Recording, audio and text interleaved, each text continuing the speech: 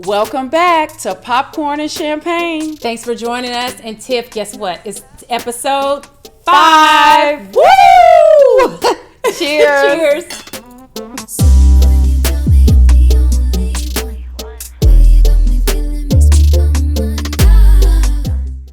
Tiff. Yes. So listen, everybody, before we do anything, before we start talking about infotainment, yes, we need to tell everybody to do what? Please subscribe to YouTube, like, comment, tell us your thoughts, tell us what you want to see, hear. Give it to us. Absolutely. And I've seen so many people today and they're like, oh my God, which one are you? Popcorn or are you champagne? I'm like, we're both. So please make sure everybody go to our YouTube page. Please subscribe. Yes. And then also wherever you get your podcast, please download. So yes, ma'am. Let's get into some infotainment. Let's get into girl, okay. Rihanna. Yes. So happy for this girl. So she is the youngest self-made millionaire. And it's billionaire. Excuse me. Billionaire with a B, not an M. Sorry. Mm-hmm. And I have this on the notes as millionaire.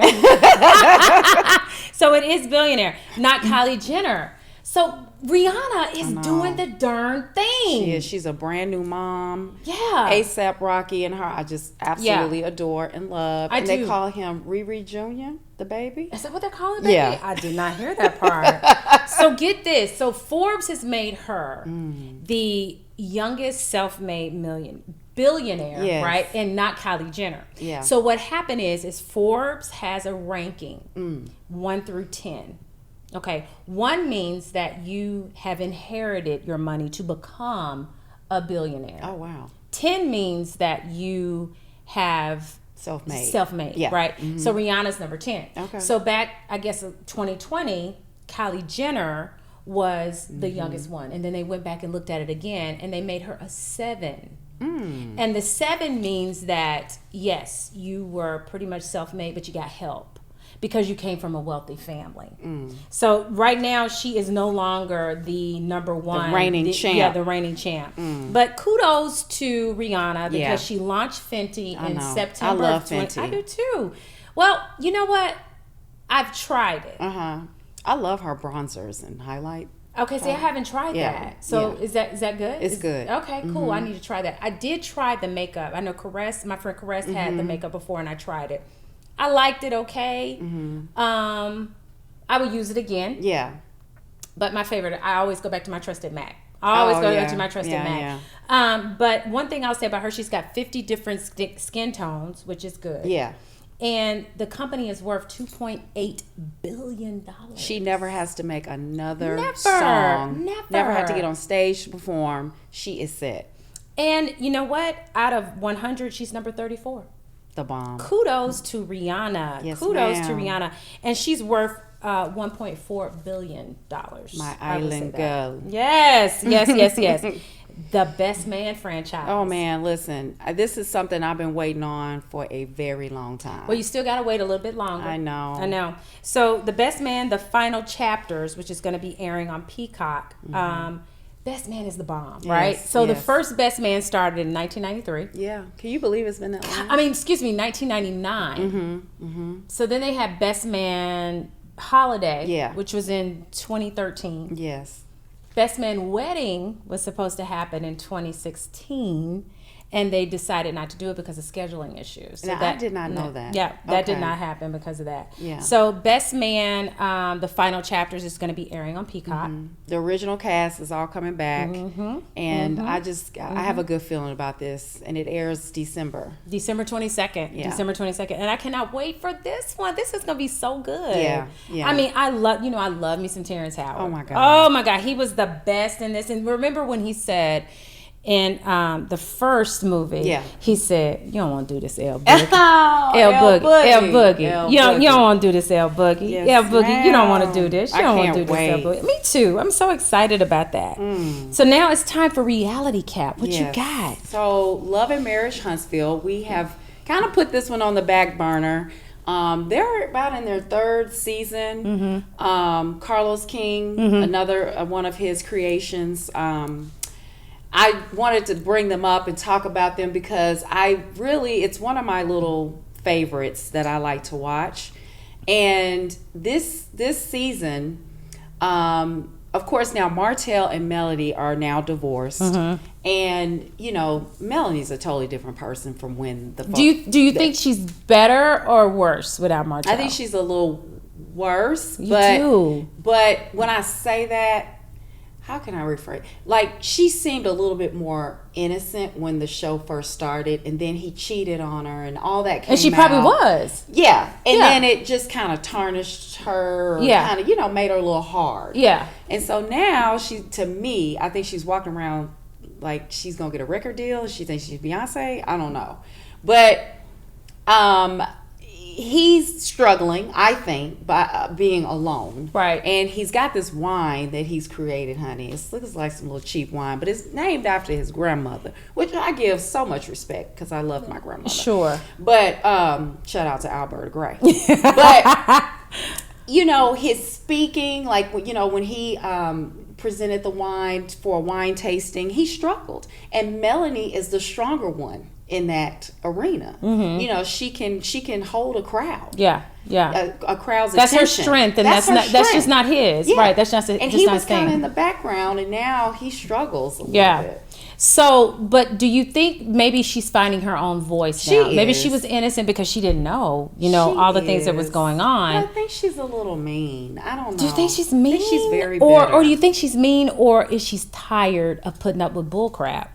Yeah, but there are people that are trying to be her friend, and I think, minus Martell, take him out the picture. Right. I just think that her trust issues are affecting other relationships. Okay, yeah. I can get that. What about Louis and Tiffany? Okay, so the Whitlows. So they are kind of struggling. They've barely been married for 2 years. I did not know that. They've only been married. She surprised him with a wedding at a baseball field. Yeah. What? In Huntsville? Yeah. Like, it was all in the news and all this. Like, she arranged this whole wedding and surprised him with it. Okay. Luckily, he loved her like that and he went through with it. Okay. All right. But they're having some marital issues. But then again, Tiffany, that's going back to a couple of weeks we were talking about when you're on reality television. It brings out problems that were already there. So they need to tread lightly with that. I agree. You know what I'm saying? And they're thinking about having a baby, and Louis feels like he's not getting enough sex, and yeah. So the next episode airs. They took a break. So so they've got. So it's going to be, I think, September 10th. Yeah. Whatever that Saturday is, second Saturday in September. Yeah. So and then Marceau and Tisha. Marceau's one of my least favorite characters. Like, when he always looks mean, he always looks mad. Well, he's so opinionated. Yeah, he thinks he knows everything. Yeah, like, dude, just sit down. But I do like his brother. What's his brother's name? I do like him. Maurice. He seems like he's very sensible. Yeah. No, him and Kimmy are the realists on the show. Yeah, I think so too. And what about Wanda? Oh, girl. What? That's your girl. Go on, give it to her. Give it to her what the people want. She said, Marcel, you gonna help me get this food truck or not? Marcel. She wants to be famous. She does. She literally wants to be famous. And by any means necessary. Yeah, I mean, but here's the thing now. She is a mama bear. Yeah. She protects her daughter, but at the same time, it is a little bit disrespectful how she handles things. Yeah. You know, she does need to let Tisha fight her own battles. I agree. But she does insert herself in things. Baby. You know what I'm saying? Yes, she does. So, I tell you, Love and Marriage, Huntsville, it's on OWN. Yes. What's it on? OWN. And it's coming back in September. So you guys need to get caught up on that for sure. Yeah. Honey, Real Housewives of Beverly Hills. Listen, this is my favorite. Erica Jane is giving me life this season. She is lit every moment she can get. She's getting drunk. She's talking about how much sex she's having. Yeah, she is. But there was a little faux pas at Garcelle's birthday party. And she was flirting with Garcelle's Oliver, who he's hot. Yeah, is that a birthmark or is that a tattoo? My friend Erica said that was a tattoo. Yeah. See, anybody that has a birthmark, you know, I gravitate to them because my son has one on the left side of his cheek. Oh. So and I kiss it all the time. But anyway, that's neither here nor there. But that is a tattoo? It's a tattoo. Okay. He spent some time in jail. He was on drugs and all that. But he's got his life together. Okay. I think he's very handsome. He has a child now. Okay. And he's like turned his life around. He's very handsome. And so Erica Jane was really, really flirting with him heavy, kicking up her leg, with Dorit. And all that. Yeah. And Dorit was trying to hold it down. It's like, okay, Erica, chill. Was she? No, yeah, she was. Because when the 14-year-old son came over, Garcelle's son, and she told him to F off, I couldn't believe it. I was like, oh my gosh. What was that even about? Why would she even say that? She was drunk. She was so drunk. But it was so mean. It was so mean. And then Garcelle said something to her about it, but she didn't get into her like I wanted her to. And I think that's going to be next week. Yes. I think that's going to be next week. She's coming for her. Huh? Yeah, as she should. Yeah. You don't talk to a 14-year-old child like that. No, it was You awful. don't. But let me tell you what I saw that was interesting, who my favorite person is Diane. Yeah, from Bosnia. Let me tell you something. Anybody that is against Sutton is a friend to me. Yeah. I don't like Sutton. I don't either. Sutton does the manipulative thing where like, you're this and you're that. And then when you bark back at her, she's like, why are you being so mean? Yeah. That victim. And then she tries I can't to stand one-up it. you. Yeah. If you say one So Diane said that, she's supposed to be on bed rest because she had a miscarriage, right? What did Sutton say? Sutton said I had 2 miscarriages. Like, who does that? What does that have to do? She called her soulless. Yeah. She called her an MF. Yeah. And Diane handled it like a champ. She said, if you want a new villain, you got one. You got one. Yeah. She was laughing at her the whole time. Yeah. I don't like Sutton. I'm sick to death of Sutton. Her days are numbered. Yeah, I don't like her. I think she adds nothing to the show. Absolutely nothing. I am too. And she does this manipulative thing where she throws it and then you throw it back to her, she cries. Like Kyle said, you're really hard to apologize to and even talk to. Yep. So I need her to go bye-bye. I agree. I'm ready for Sutton to go. I don't like it. So documentary recap. What I have been obsessed with right now is Citizen Ash, which is on CNN Films. And I think it was a little bit, it could have been on HBO Max as well, but this did come on CNN on June 26th. This was about the story of Arthur Ashe. This fabulous story. It is so good. It was so good. I tuned in. I've always admired him. Yeah. I mean, so I think he goes down as one of the most wonderful sports heroes that we have, like Muhammad Ali. Mm-hmm. You know what I mean? Mm-hmm. He's like that. But his dad did not want him to play football because it was so... It was contact sport, and he felt like he was skinny and all that. But you know, what I found interesting about it was Arthur struggled in the movement.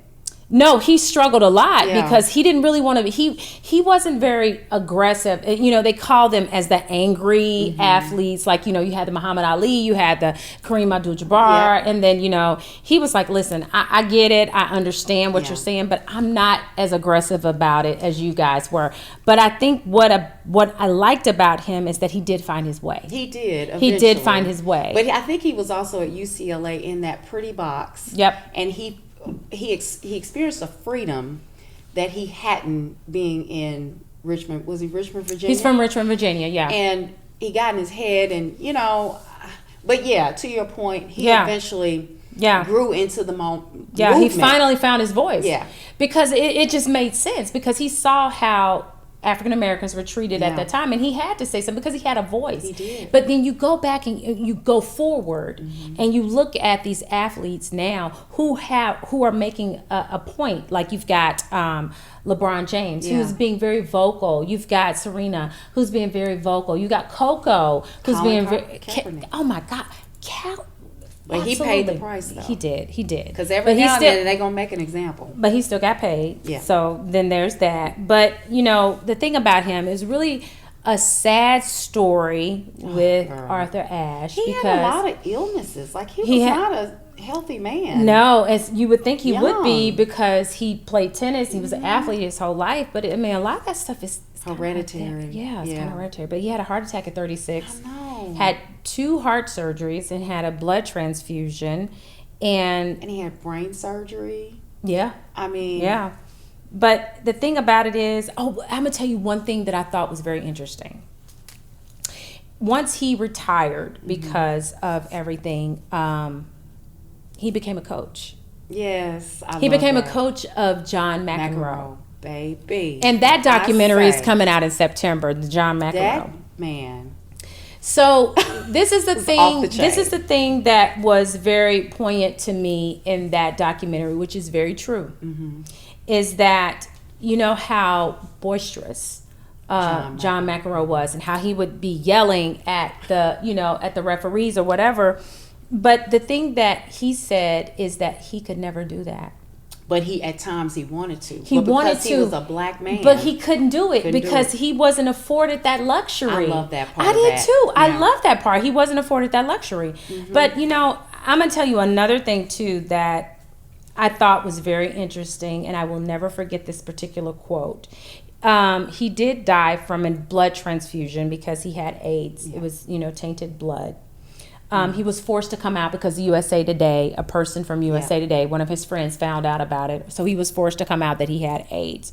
But I will never forget this quote. I love this particular quote, is that he said, "Disturb the comfortable. Comfort the disturbed." Oh my God, that gives me chills. I love that. So I will tell you, Citizen Ash was definitely a champagne moment for me. I fell in love with that all over again. Definitely anybody, if you can find that, definitely watch that. The next the next documentary recap is the Martha Mitchell Effect. Did you watch it? I did. Now is this patterned after Gaslight? Yes. Okay, yes. Okay, so let me tell you this. I tried to watch Gaslight and I was lost. Yeah. And once I watched this Martha Mitchell Effect. Okay, so Marsha Mitchell was a wife of a Republican Attorney General. His name was John Mitchell, and he was in the Nixon administration. And basically, she exposed the Watergate scandal. Yeah. And her husband was involved with it too. Now he actually did some time with it as well. But Nixon didn't like her because she was a loud woman. Hey, I love a loud woman. Yeah. But she pretty much exposed. She exposed the Watergate scandal. She exposed the whole administration. Yeah. I mean, and she was fearless. Yeah. She was fearless. And so what they did is back in the 60s, or in the 60s, I will say, the men are in one room doing their own business, right? They're working. And the women are in another room. They're talking about baking and cooking or whatever. Yeah. And you're not supposed to talk about certain things. You're not supposed to talk about politics. You're not supposed to talk about matters of the world, right? So she was very vocal, and she was against the grain on a lot of things. And so she talked about the Watergate scandal. She did. So one of the things that she did, she was very vocal about that particular part. And they tried to silence her. They tried to drug her. They did drug her. Yeah. They did drug her. She, was fearful of her life. Yeah. And it got crazy. Yeah, it really did. And so there's this whole psychological thing that has been created called the Marshall Mitchell Effect, which means that it labels a patient accurate perception of real events as delusional, resulting in misdiagnosis. So she was right in what she was saying, but they tried to make it seem as if she was crazy. Yeah. Yeah. So that to me was, I love that documentary. It was very short. It was only like 40 minutes. Yeah, it was not long. Yeah. So Gaslight, starring Julia Roberts, which is on Starz, it premiered in April, and it's about Martha Mitchell. Now that I watched the documentary, I'm going to go back and watch that. I'm going to go back and watch it too. Yeah. So that to me was a champagne moment, and it was very intriguing. I will encourage anyone to watch that. Yeah. So drama recap. Yeah. So The Bear on Hulu. My guy, I don't know if anybody watched Shameless, but Lip Gallagher plays the main character in this. Now, for all my foodies, this is one to watch for you. It's based on a restaurant. It's a sandwich shop. And it's called the Great American, no, what is it? It is called the Chicago Sandwich Shop or something like that. Okay. But he is an award-winning chef, and he comes back home, and because his brother committed suicide. So his brother leaves him this sandwich shop. Okay. And it just takes you into the lives of this kitchen crew who are amazing, and becomes basically family. But his struggles, him keeping the business afloat, it keeps you on the edge of your seat. And it's in his cousin, he calls him cousin, but they're best friends, is also a gem of this series. But the guy's name is Jeremy Allen White, who plays the main character as a chef. I loved him in Shameless. Yeah. If you have not watched Shameless, that's another show that you need to binge watch. Yeah. I love that they called him Lip. Yeah. Because his name was Philip. Yeah, but it was Philip. I love Shameless. But yeah, this is on the south side of Chicago. It's grungy, it's dirty, but if they're prepping great food, and he turns this whole thing around, and the ending has a great celebration moment. Okay. So how many episodes are we in? Oh man, is it 3 or 4? No, it's 8 episodes already. Yeah, on Hulu. I need to check that out. Yeah, it's really good. So it's a good feel good movie. What do you call it? You give a champagne moment? I do. Champagne moment. Yep. Mm-hmm. I love it. And then also we have Good Luck to You, Leo Grande on Hulu, and this stars Emma Thompson, who's a 55-year-old retired teacher. She's a widow, and she just wants to finally have an orgasm. Okay. And how she goes about this is she hires an escort, who is a guy Leo Grande, who's new on the scene. He's also made a cameo in Peaky Blinders, which is another one of my favorites. That is your favorite. But he's compassionate, he's patient with her, and just to take her through all of her fantasies. Like, how old is he? Is he in his 40s? Is he in 40s? Oh, he's younger. Oh, yeah. So she's 55. Yeah. Oh, okay. Yeah, like he's probably like 26 years old. Oh, okay. Yeah. Okay. He's gorgeous, but they end up having kind of a mother-son kind of moment, in a way. Yeah. And she can't help but care because she's a school teacher. Right. She has kids, but she wants to know all these things sexually. And he takes her there and he helps her through this. And it all happens in a hotel room. I think there's only one other scene where they shoot, but it is a delightful little movie. And that's on Hulu. I didn't know that was on Hulu. Yeah. Okay. Yeah. Okay. I'm gonna have to check that out. Yeah. And then you are also talking about the Terminal List. Oh yeah, the Terminal List. So I'm watching it. It's a little predictable. It's an action thriller. Yeah. It's about a Navy SEAL, Chris Pratt, who I love. Yeah. His team goes in to do this, this job, and it goes wrong.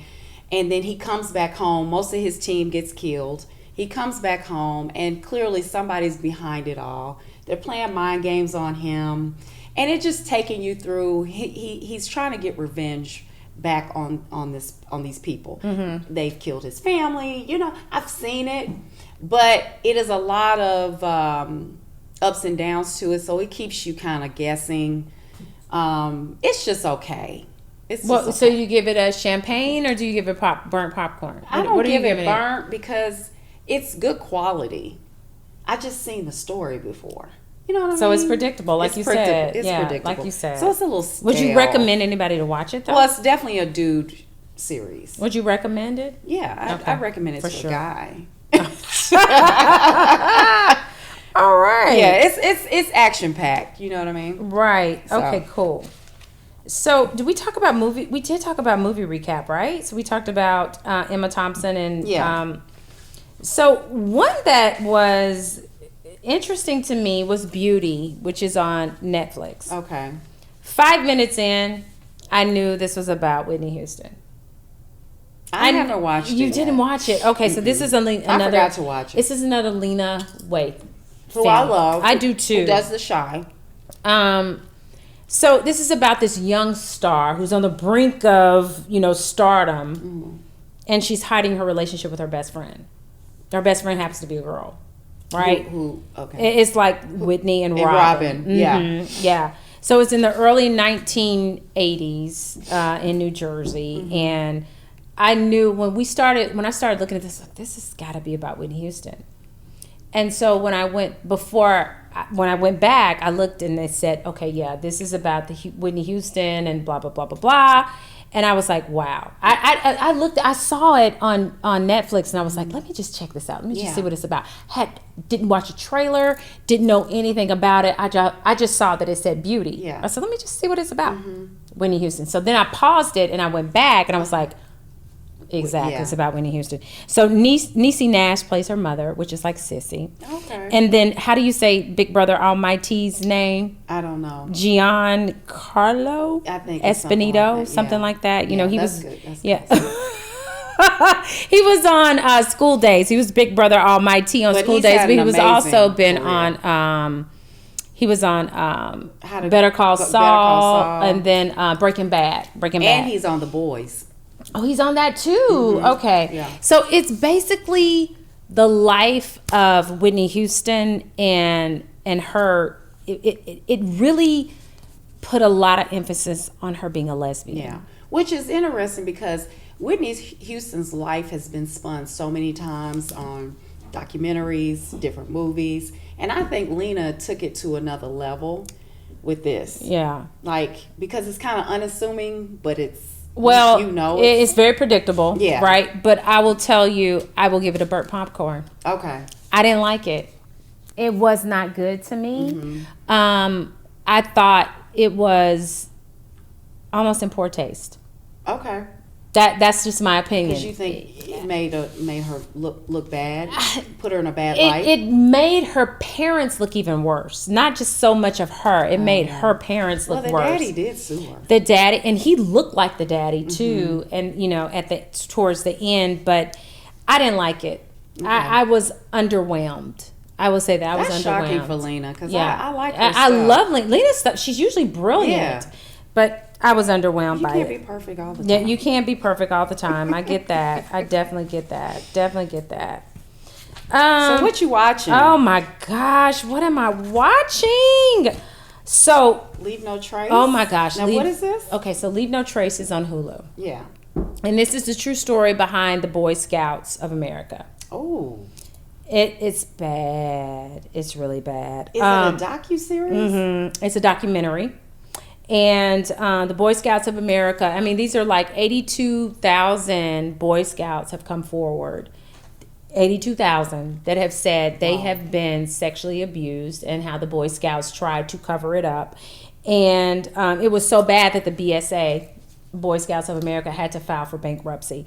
And it was a huge blow to the organization, and they covered up tons of allegations of sexual abuse for the boys. Let me say this. This was a hard one to watch. Because you have a son. Yeah, I have a son, but he wasn't a Boy Scout. Thank God. But it was very, very hard to watch because you could see these kids, these older men have been tormented by this. You know, you think that you take your child to someplace and that, you know, Boy Scouts, everybody knows the Boy Scouts. It's supposed to be like, you know, it's America's dream. Place, it's a safe place. But then these kids these grown men are messed up because of the things that happen to them. So that was a very hard one to watch, I will tell you. But it's called Leave No Trace. I'm going to throw one in, Menudo, Forever Young. Now, I can't wait to see Girl, listen, it premiered June 23rd. Yeah. It's a 4-part docuseries. It's going to be on HBO Max. It's going to cover the rise and fall of Menudo, which is an iconic Latin American boy band. Yeah. And it's Ricky Martin. You remember? Yeah. You remember it used to be Menudo on ABC? You remember that? That's what I love that. I did too. But I was excited to see this. I was too. I need to watch it. Yeah. I'm about to watch it. But let me tell you what else just came out is What's in a Name with Dave Chappelle. Oh, yeah. So Dave Chappelle I think there's a school that was, Duke Ellington was the name of the school. And I think they're going to rename it to Dave Chappelle. And so it is huge. So this one is going to be his acceptance speech. So I think it's only like a 39-minute acceptance speech, but he's doing some comedy in it too. So I think that's going to be excellent to watch. So that's what I'm watching. Do you think that he gave money to get his name changed? I mean, Duke Ellington? That's you know, I don't know. I think that Dave Chappelle stands on his own merit. I get it. I think he is so smart. No, he's brilliant. And I don't think he has to give money to get his name out. To get it from Duke Ellington? I don't think he has to do that. Wow. I think his work alone and how he conducts his business just makes people want to gravitate to him. No, you know what I mean? I'm a huge fan. I am too. I think he's so smart. I'm just talking about it's Duke Ellington. Yeah, it's Duke Ellington. But, I know. Yeah. What are you watching? So what are you watching? I've talked about this in a previous episode of ours, but I have to just do a little recap here. P Valley. Let me tell you something.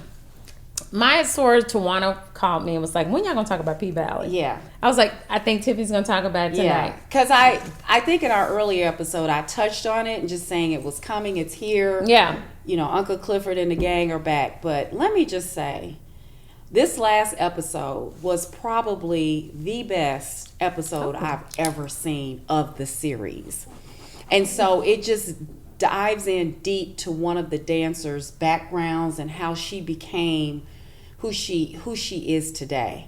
And Uncle Clifford narrated it. And it was perfection. I mean, I'm telling you, you guys, if you don't watch it, you got to tune in. It is, I just can't say enough about that episode. And so the stripper that they focused in on, she is in an abusive relationship. And it just takes you back and shows you how she got there. And Did you Aaron, our Did you get that, Aaron? He got it. I'm hoping you edit that out. But it takes you down her journey. But anyway, great episode. So tune in to P Valley. I'm a huge fan. You know, I got to get caught up on that because everybody's talking about P Valley. Once I get bored, I'm like, I'm gone with that. I love me some Chuckaloosa. Oh my gosh, I need to check it out. So that does it for us, guys. Episode 5. Thanks so much for joining us. Please make sure that you go to our YouTube page and subscribe. We are trying to get to 1,000 subscribers. Or actually 10,000. Well, but 10,000. Like us on IG. It's popcorn_champagne.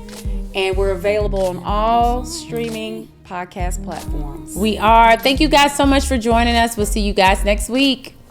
Bye.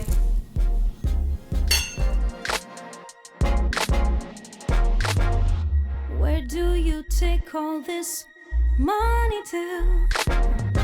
Why don't you just take me